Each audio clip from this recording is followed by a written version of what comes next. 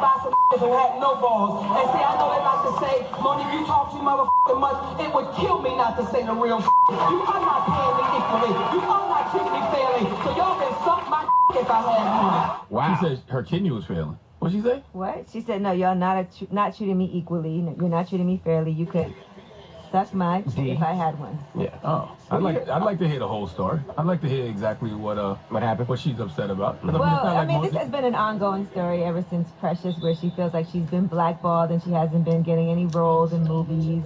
And part of that reason, if you recall, they were saying was because she wouldn't go out and do those press runs. For Precious without getting paid more money?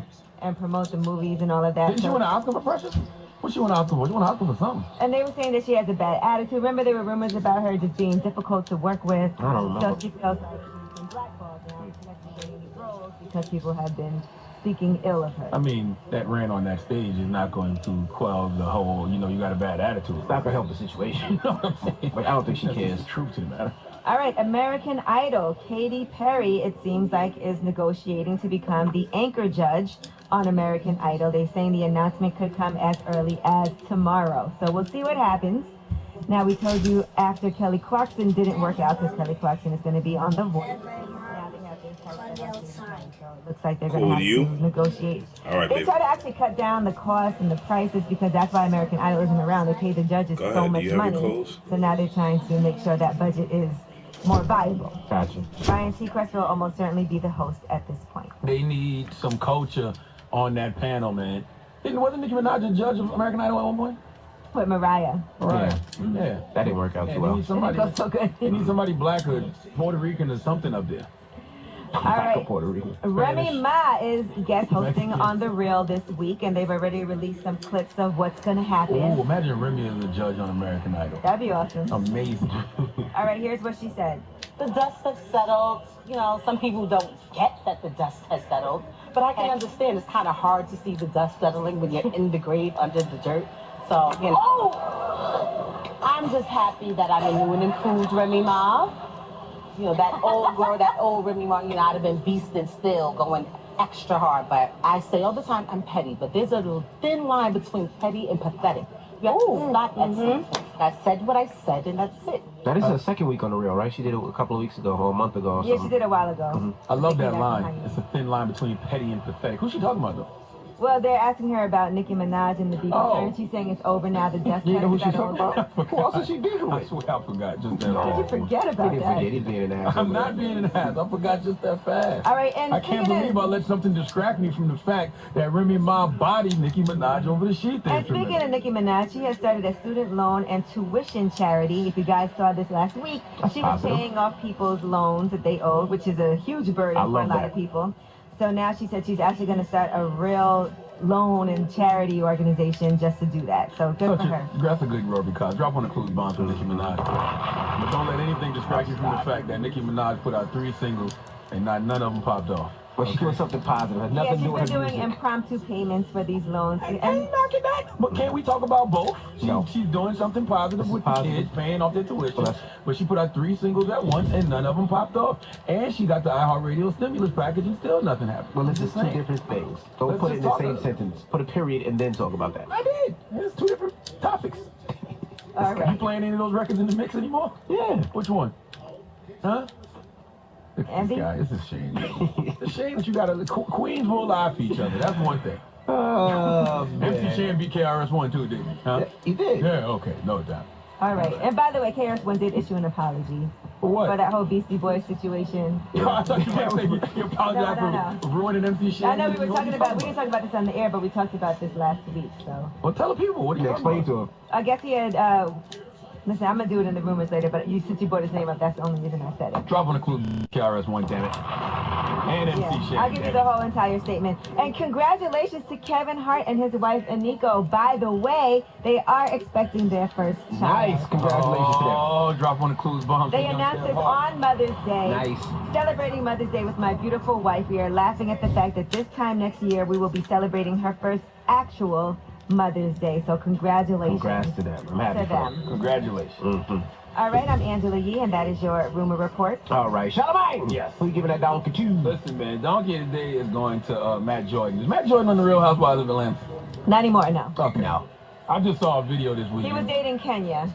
Okay. I just saw a video this weekend that we need to address.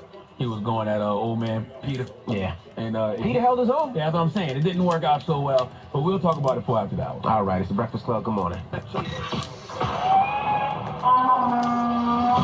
time for Donkey of the Day. Donkey of the Day, Charlemagne. I'm a Democrat, so being donkey of the day is a little bit of a mixed one. So like a donkey. Oh, okay. Donkey of the day. The Breakfast Club, bitches. Now, I've been called a lot in my 23 years, but Donkey of the Day is a new one. Hello. Donkey of the Day for Monday, May 15th goes to Matt Jordan from the Real Housewives of Atlanta. Now, over the weekend, a video surfaced of Matt Jordan, who is 6'5", 250 pounds, and about 32 years old. I don't know how old he is, but he's between 32 and 35, I would say. Well, a video surfaced this weekend of Matt Jordan running up on Peter Thomas, also from Real Housewives of Atlanta. Now, Peter is 56 years old, about 5'7", 160 pounds. Now, back in March, this story came out that Matt choked out Peter and knocked him to the ground before cops were called at a radio station in Charlotte. This story sounds believable to me simply because Matt Jordan is 6'5", 250 pounds, and Peter is 5'7", 160, and he's 53 years old. To put it in context, in 2 years, Peter Thomas will be able to get free pancakes at IHOP. In fact, they have a whole 55-plus menu at IHOP that Peter Thomas will be able to take advantage of in a couple of years. The moral of the story is, if you're 6'5", 250 pounds, and 32 years old, you really don't get no scraps for beating up on an old 5'7", 160-pound man. But videos surfaced this week of the actual altercation. Over the weekend, actually. And that video did not show what the blogs originally reported. In fact, what I saw in the video is what I like to call old man strength. Okay? Because Peter actually seemed to be holding his own against Matt Jordan. Do we have audio of the altercation? It's more of a visual thing, but let's hear some of the audio. If you watch a Revolt, you can see the visual. Scary ass. Why you pull up and come talk to me? Trying to meet you last night. What's up? We could have squared this away, bro. Yeah, you are. You my bitch, bitch. You my bitch, bitch. Alright, conversation over. What? Conversation over. What is it? Now, are you serious? Are you serious? Yo. OZ! That bitch! No. After watching that video, not only was Pete handling his own, I gotta say, Pete might be Haitian. That's an old Haitian headlock. Yeah, Haitian will put you in a headlock and you ain't...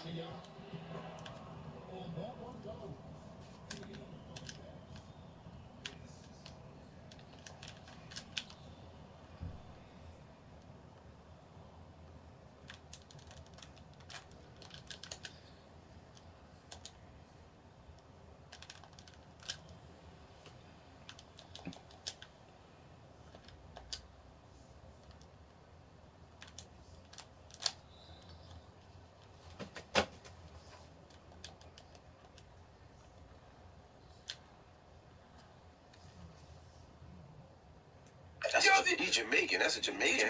Jamaican? Hell yeah. Okay, maybe it's a Caribbean thing. Yeah. Well, when a Caribbean gets you in a chokehold, it's gonna be hard. You're gonna catch hell getting out now. Now, the reason Matt Jordan is getting donkey today. Because according to Boss Up and All About the Tea, Matt Jordan is... He's Jamaican. That's a Jamaican headlock. He's Jamaican. Hell yeah. Yo. After watching that video, not only was Pete handling his own, I gotta say, Pete might be Haitian. That's an old Haitian headlock. Yeah, Haitian will put you in a headlock and you ain't moving. He's Jamaican. That's a Jamaican headlock. He's Jamaican. Hell yeah. Okay, maybe it's a Caribbean thing. Yeah. Well, when a Caribbean gets you in a chokehold, it's gonna be hard. You gonna catch hell getting out now. Now, the reason Matt Jordan is getting donkey today is because, according to Boss Up and All About the Tea, Matt Jordan is planning to sue. What? Yes. The reason he's planning to sue is because he didn't sign a waiver granting Radio 1, Peter Thomas, or any legal media outlet permission to use his image for commercial and non-commercial purposes. Now, let's stop right there for a second. Only reason Matt didn't want this video out is because he's embarrassed. Okay, the old man was handling you, my brother. You thought you had an easy mark because of your size and your youth, and then you realized that old man strength that you've been hearing about for years from your elders, that strength is real. Okay, if that video hit the other way and it was you really choking Pete and throwing him to the floor, you would have been all in to sign the waiver. But since things didn't go the way you want them to in that altercation, you don't want to sign the release. Now, Matt is clearly insulted by this video, but let's add some injury to these insults. Matt says he's also suing because he sustained injuries during the altercation. He told All About the Tea that during the fight, he sustained injuries to his finger that will require surgery, and he has lacerations and a frozen tendon. I don't even know what a frozen tendon is. I saw those pictures of his finger. What the hell is a frozen tendon? Sounds like something you put in the microwave and eat with some fries. Maybe it was cold in the studio? Okay. But Matt says he received those injuries because he was trying to wrestle a box cutter away from Peter. Now let's unpack this. With a box cutter. Matt, you're 6'5", 250 pounds and 32 years old. Do you really think a 56-year-old, 5'7", 160-pound man was going to fight you straight up? Hell no. Old men been around a long time. They not slipping. They going to have some brass knuckles, a knife, a taser. Salute to my pops, okay? They going to have something. Honestly, Matt Jordan, you're lucky you didn't get shot. North Carolina an open carry state. Correct me if I'm wrong. Yes. But I don't think you need a permit to carry a handgun openly in North Carolina. The moral of the story is, if you're 6'5", 250 pounds, and you're jumping on people significantly smaller and younger than you, if you lose that altercation, you got to take that L. Okay? Ain't no suing, no nothing. Matt Jordan, maybe you haven't read my book, but I have a principle in my book called No Losses, Only Lessons. In life, you either win or you learn. Now, Matt, you didn't win, but you damn sure learned. And the lesson you should have learned is the same energy you would have when you run up on someone your size and age, the way you do with anyone, you should always run up on people the exact same way, okay? One, you have to see me when you come to the window, so you better have the same energy. That's right. The same energy you would have when you run up on someone your size and age, you got to have that same energy with everybody, okay? Don't sleep or you will get slept. Please give Matt Jordan the biggest hee-haw, please. Now, he lucky. He lucky Pete ain't have a machete. He is Jamaican. A machete? Now, how could you hide a machete? That was a Caribbean headlock. I'm telling you, man. Jamaicans be having machetes, knives. I can't speak for the Jamaican masses, but I've seen Haitian people put people in a headlock, boy, and you gonna catch hell getting out of a Haitian headlock. That looked like a Haitian headlock to me. Okay? All right. Well, thank you for that donkey of the day. Yes.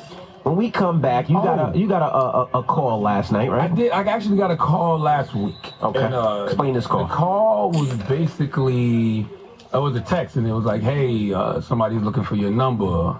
And I'm like, who? And it was like, Bill Cosby. And I'm like, Bill Cosby? Why the hell would Bill Cosby be looking for my number? Mm-hmm. And so last night, Bill Cosby's publicist actually hit me up, and they sent me audio from his daughter, Ensa Cosby, I think her name is. Ensa Cosby and Aaron Cosby. And I don't think that they've said anything since this whole situation. I haven't heard anything. Right? No, not at all. Had these allegations and stuff. So basically, they sent me some statements that they're making because their father is going to trial next month, right? Correct. Yeah, Bill Cosby will be on trial next month. So they sent me some statements that they wanted to be released here on the Breakfast Club. And I mean, they said some interesting things. Well, let's play. We have a second to play the statement. Let's play the statement now. Who is this from? Which one is this? This Ensa? Ensa. This is from Ensa. Ensa Cosby. Okay. What she's saying about her dad being accused of rape. Into the play just to get the accusations against my father have been one-sided since the beginning, and when he tried to defend himself, he was sued in civil court.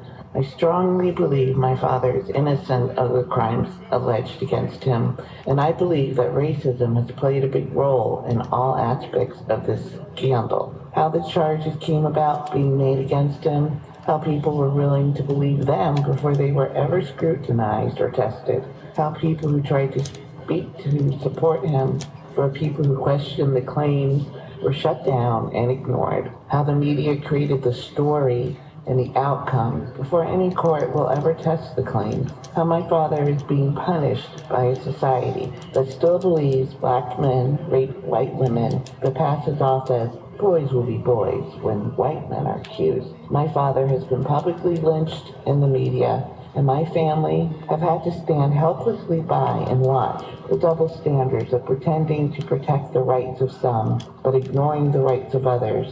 Okay, so that was Ensa Cosby. Ensa Cosby. All right, we have Aaron, too, but we'll play that when we come back. Let's open up the phone lines. Does she have a point? 800-585-1051. She feels like her father's being crucified. The court of public opinion crucified her father before he had his... Before being convicted. His right, what's they call it? you're right in court. What do they call it? You're like champs day in court. There you go. Day in court. 800-585-1051. Does she have a point? We'll play the audio from his other daughter when we come back as well. Don't move. The Breakfast Club. Good morning. The Breakfast Club. Good morning, everybody. It's DJ NV Angela Yee, Charlamagne the God. We are the Breakfast Club. Now, if you just joined us, we were talking about Bill Cosby's daughters. Now, Charlamagne got a text the other day. Yeah, I got a text last week, and the text was basically saying that Bill Cosby was looking for my number. So I'm like, why the hell does Bill Cosby want my number? And so I sent my number, of course, and Bill Cosby's publicist called me last night, and he basically told me that Bill Cosby's going to trial next month, right? And Bill Cosby's daughters, Insa and Aaron, listen to the Breakfast Club faithfully, and they wanted to release some statements about their father's situation exclusively to the Breakfast Club. Right. And that's what we have right here. We have Insta and Aaron statements. Now, both of these statements are 2 minutes apiece. Okay. And of course, we can't play both of them in length for the radio, but we'll put both of them online. Clips. Right. Let's play clips now. Let's get to Insa first. Insa. The man portrayed in the media today is not who my father is. My father is a civil rights activist. My father is an advocate for children. My father is an educator.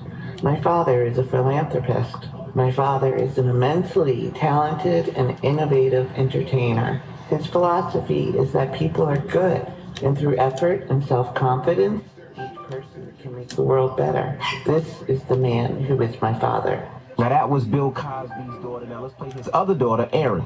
What you hear in the media is a far cry from who our father is. In our early years, our father was not only the type of parent who cared for and guided me and my siblings, but he was also a role model. He was generous with his time and resources, helping people in our communities, across our country, and around the world. My father also taught us the importance of fostering goodness in the world. He has been a tireless advocate for social change, an unwavering philanthropist, and a vocal force encouraging people to strive to achieve their dreams. The acts of which my father is accused are unthinkable. My father's legacy has been tarnished and his livelihood taken from him, yet during this now 2-year media frenzy, my father's and my family's plight has become a moneymaker for many trying to capitalizing at his expense. So the question is, 800-585-1051, do they have a point? I mean, the truth of the matter is that's what I've been saying since this whole situation has occurred. I'm not discrediting the young lady's allegations, but I'm not going to discredit Bill Cosby's innocence either. I'm just going to wait and see. Like, I think it's very dangerous to allow people to be tried in the court of public opinion. Like, people are losing their livelihoods before they even get their day in court. Right. Like, can we at least suspend things for a second? Like, put things on pause before we just eliminate everything? But that was my problem from the door. Like, they wiped out his whole legacy catalog. Like, I mean, you don't see the Cosby Show on TV anymore. You don't see a lot of the stuff that he did on TV anymore. And I mean, as much as it sounds like he did it, we don't know. We don't know. I'm not discrediting the young lady, but I'm not going to discredit Bill Cosby either. We just simply don't know. Let the man have his day in court. Like, I just think trying people in the court of public opinion is very dangerous. Well, I think that they shouldn't have taken the show off of television because it's not just about him. It's also about the other people on the show that eat from that show. And I do believe in other genres, they do manage to separate the person from whatever it is that they're accused of. Absolutely. So I believe that should be separate. Do I feel like in the court of public opinion, it's hard to say that there's not a court of public opinion. There's things that are out there. Of course, people are going to pass judgment based on what they've heard, based on 57 women coming forward and giving different accounts. I don't think that we know what happened till he goes to trial. We know that he has, taken settled in certain situations before. So, but we all know settling doesn't mean you're guilty. That also means you might not want to have your stuff in public, and it's easier just to pay things off. But the thing is, now it is public. His legacy has been ruined, and if he is guilty, we got to start asking ourselves a different question, and it's a question that Dave Chappelle brought up. He rapes, but he saves, and he saves more than he rapes, but he probably does rape. Because that is true. Oh, my goodness. He saves and he rapes. Well, let's go to the phone lines. 800-585. Do we discredit all the saving he's doing because of the rape? 800-585-1051. Hello, who's this? Hey, this is Tyler Jones, man. We're talking about Bill Cosby's daughters. Do you believe they have a point? I do believe they have a point, man, because you think about it, when Bill Cosby went to go by NBC, all this allegations started occurring. So That's not when it happened, sir. Oh. That's definitely not. The man was trying. Listen, according to the internet, no, if we're going to believe everything we see on the internet, then that man was trying to buy NBC now. Stop it. All right? Stop it. Hello, who's this? Hello? How come they not calling a foul, son? Hey, Poetry. They're hitting him in mid-ear, son. Daughters. Do you think they have a point? They do. They publicly tried their father, and it doesn't go that same way when there's other people involved, other races. Yeah, and I'm going to be honest, I don't see how Bill Cosby can get a fair trial, because if you were a juror, you saw what's been going on for the past 3 years. Bill Cosby's already been painted as a rapist. He's guilty in the court of public opinion. Like, how could you go in there with a fresh, unbiased mind? You can't. He can't get a fair trial. It's been too over the news. It's been public. You'd have to get somebody that's damn near 90, that doesn't have a television, that doesn't know how to be on the internet, that has no idea what's going on, and you're never going to find out. But if it was anybody, don't you think nobody in that case would get a fair trial in this situation with all these people coming forward? But what I think his daughters are trying to say is, when you look at other situations, you look at somebody like Roman Polanski. Roman Polanski still won an Oscar after he slept with a 13-year-old. Donald Trump is the goddamn president. He's the president of the United States of America after having sexual allegations. Like, I just think it is a double standard in the media, man. It is when it comes to like black and white in these type of cases. And Roman Polanski is still trying to get back into the United States and has not been able to. Not yet, anyway. Trying his hardest. 800-585-1051. We're talking about the statements that Bill Cosby's daughters made.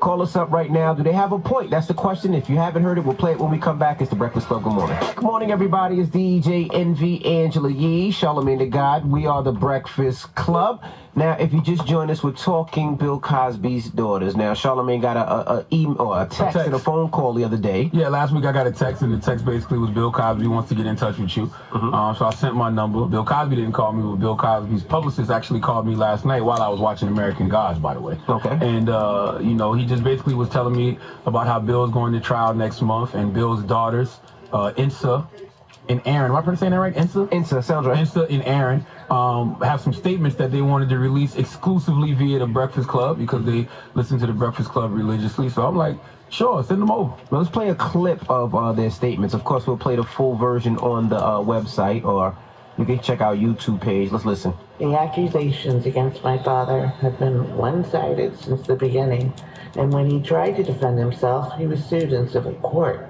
I've seen the accusations become more horrific and extreme with time, and I witnessed my father's reputation and legendary works be dismissed without any proof. I strongly believe my father is innocent of the crimes alleged against him, and I believe that racism has played a big role in all aspects of this scandal. Now that was Insa. Now let's play what Aaron said. What you hear in the media is a far cry from who our father is. In our early years, our father was not only the type of parent who cared for and guided me and my siblings, but he was also a role model. He was generous with his time and resources, helping people in our communities, across our country, and around the world. My father also taught us the importance of fostering goodness in the world. He has been a tireless advocate for social change, an unwavering philanthropist, and a vocal force encouraging people to strive to achieve their dreams. The acts of which my father is accused are unthinkable. My father's legacy has been tarnished and his livelihood taken from him, yet during this now 2-year media frenzy, my father's and my family's plight has become a moneymaker for many trying to capitalizing at his expense. So we're asking 800-585-1051, do they have a point? Hello, who's this? Yes, they clearly do have a point, and it's a long time coming. Some of them should have done make a statement like that long time, one of them. Okay, you think they should have been made a statement? Yeah, should have been made a statement, yes. Because, I don't understand why they got to do this to Bill Cosby. She's right. Everything what she said about racism and all that stuff, all the points that she made. Okay. Yeah, they couldn't make a statement. I'm sure the lawyer beforehand said, don't say anything, don't make a statement. But now it seems like, I think it's better now because people have had more time to just sit back and reflect Everybody's not so emotionally invested. So when you make a statement now, people will actually listen to what you're saying as opposed to, oh, you just defended him because that's your pops. Hello, who's this? Hey, it's Ahmed from Lowell. Hey, what's up, bro? Now, we're talking Bill Cosby's daughters. Do they have a point, their statement? Yeah, man, I mean, I think she has a point because, I mean, racism definitely did play a part in it because you got Woody Allen, he married his own daughter. Sean Penn tied Madonna into a chair and beat her. Roman Polanski. Yeah, Roman Polanski. Johnny Depp still cashing out on Pirates of the Caribbean. Donald Trump. Donald Trump, we got a rapist as president. But that doesn't mean not a that... rapist. Well, that we know of. That doesn't mean that Bill Cosby Not a convicted man. not guilty, you know what I'm saying? Because 50-plus women aren't lying for no reason. They're not getting anything out of this. So Now, I'm not going to sit here and discredit those women, but I'm not going to discredit the almighty white man either. We don't know. We don't know. Innocent until proven guilty should be what we're looking at. Hello? The white man can pull some really good tricks when he wants to. Hello, who's this? Bill Cosby might have been trying to buy NBC for real. Hello? God. And I heard Bill Cosby trying to buy all rights to Vanity. Hey, what's up, bro? This guy, you're a jerk. We're talking Bill Cosby's daughters and their statements. What do you think? Do they have a point? Oh, I definitely believe she has a point due to the fact of black men in America since the beginning of time being getting treated unfairly. That's all you got to say? That's all he got. No, that's not all I got. But when you think about cases like Khalid Broad, or just for instance, he never had a fair trial, and he was locked up for multiple years for a crime that he didn't commit. So just Bill Cosby getting slandered it's unbelievable. Okay, thank you, bro. Thank you. All right, now what's the moral of the story, guys? I don't know if there's a moral of the story, but I will say my final thoughts on this situation is I'm not going to make it a race issue, but I've said from day one the court of public opinion is dangerous, and I don't feel like anybody should be tried in the court of public opinion. But even if you are tried in the court of public opinion, that shouldn't ruin your livelihood. Your livelihood should not get ruined until you have your day in court. Right. And you're convicted and you're done. Until then, allegations are just allegations, accusations are just accusations. It's hard for people to not to have an opinion, though, because you see somebody like Beverly Johnson did that story in Vanity Fair. She's not getting anything out of it. She's not suing him. She's just telling her story. So then, of course, people have an opinion. No, you can have an opinion. But it's hard not to. But you never know people's motives. Like, and I go back to Drake. A couple of weeks ago, we thought Drake had this girl pregnant, and we were all going in on him. And then it came out that the girl was lying. Well, this is the thing. People lie every day, B. What do I always say? Nobody cares about the truth when the lie is more entertaining. I'm not discrediting any of the women who have accused Bill Cosby of rape. But I'm not going to discredit Bill Cosby's innocence either. I'm going to simply say I don't know. And I don't feel like a person's livelihood should be ruined until they have their day in court. Well, he will have his day in court, and we will see what happens. If he's innocent, he's innocent. If he's guilty, then hey. If he's innocent, he's innocent. If he's guilty, then we gotta ask ourselves a simple question. What? He saves and he rapes. He rapes, but he saves. And he saves more than he rapes, but he probably does rape. Okay, all right. Let's let Dave Chappelle do that, Does this discredit all the saving? Okay. Yeah, we got rumors on the way. Yes, let's talk about Drake for a second, and we'll discuss Drake going to the prom. Who did he go to the prom with? Also, Janelle Monáe. You know I love Janelle Monáe. We'll talk about the university commencement speech that she delivered. All right, all that and more. Keep it locked. It's The Breakfast Club. Good morning. The Breakfast Club. Morning, everybody. It's DJ NV, Angela Yee, Charlamagne the God. We are The Breakfast Club. Back to the work week. It's a Monday. Get your ass up. It's a Monday. Verizon Wireless just thugged me out something crazy. You got to pay your bill, bro. By the way, they cut my phone off just now. I'm thinking the internet's down in the building, but they cut my phone off. Not because my bill was past due, but because my data plan went over. Oh, really? Yes, so they... Don't they just charge you more? Yeah, so I called them, and they was about to charge me $800, and they was like, you could just switch to a new unlimited plan and pay us $26 a month. So, reluctantly... You paid $800. You paid $26. No, they said you can either get the new plan and we'll drop the $800. So you got the new plan, of course. You got that right, I got the new plan. Okay. I paid no $800. Well, why don't you use the company's Wi-Fi? I'm just curious. Why would I use the company's Wi-Fi? I couldn't use nothing. The phone was cut off. Nothing was working. Even when the phone was cut off, you can still use the Wi-Fi. No, you can't. Yes, you can. Nothing was working. Can we do rumors, guys? All right, let's talk Trey Songz. This is the Rumor Report with Angela Yee on The Breakfast Club. So listen. listen up. Well, some woman is suing Trey Songz. She is saying that he and his bodyguard attacked her at Vanity Grand in Philly and broke her glasses, ripped her shirt and her chain after an altercation with his brother. She said that had nothing to do with us. Now, of course, people will talk and say, this is what happened, this is what happened. I can't imagine why Trey Songz would do something like this, but here is what a security guard had to say about what happened while he was there. They must have been telling her all night, stop taking pictures, stop taking pictures. So a little melee had broke out. This NBA player from uptown in Philadelphia was in there, and we escorted him out of VIP. And basically, he wanted to fight Trey Songz, so we escorted them out the club. Eventually, now we're trying to get Trey Songz and them out the club. And the lady was walking out with him, and while everything was going on, she was trying to record it. She didn't get touched during that time. So she walked past Trey Songz. She was talking in his face. He gives her like the side. I ain't gonna say the man pushed her or nothing because he did. That's just a bunch of bullshit. She's just trying to get a check. Why he didn't just say the basketball player's name, though? He gave such an accurate description of the basketball player. Who is this person? But didn't say his name. They didn't say his name, no. But he gave an accurate description of some basketball player from uptown Philadelphia, born and raised on the playground where he spent most of his days. I feel like we'll get all that information soon, but that's what an eyewitness is saying. Okay, Drake, here's some good news. He actually took his little cousin and her date to the prom. He was the escort, the chaperone. So that must be a fun thing to have happen. He went to Memphis to go and help out his cousin. He spoiled the couple. He made them ballers. He flew in on Saturday. He got them a white Rolls Royce to drive them to the prom, and he paid for their custom matching outfits, and he went as a chaperone. So that's pretty awesome. That's dope. Nice thing to do. Travis Scott, in the meantime, was arrested over the weekend. Now, apparently, they're saying he was in Arkansas and he was inciting a riot. He was performing, and according to several witnesses, the officers arrested him as soon as he left the stage, but he was actually released without bail around 11:30 that same night. He has to go back to Arkansas for a court date. Now, according to Travis Scott's side of things, he just tells people to come closer. He saw some open space in the front, and he invited seated guests in the back to come forward to the front of the stage.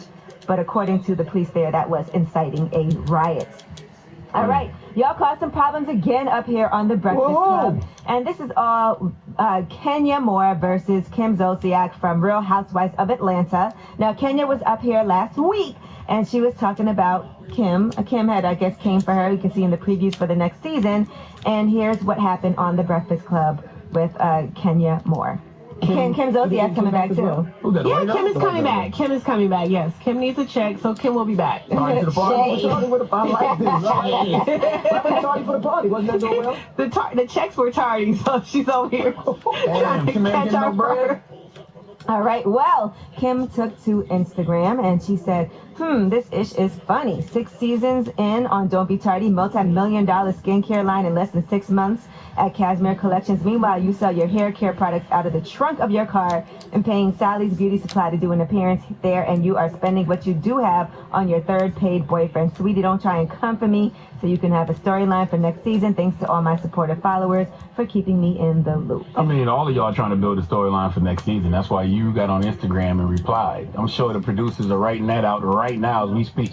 We see the drama. They'll be sending us a contract. Hey, can we license that footage of Kenya from the Breakfast Club? I'm sure we'll be getting that for next season. All right, well, I'm Angela Yee, and that is your Rumor Report. All right, thank you, Miss Yee. Shout out to Revolt It's our TV. responsibility. Whose responsibility? Who was that? Was that was Hillary? Janelle Monáe. What's Janelle? What did we do?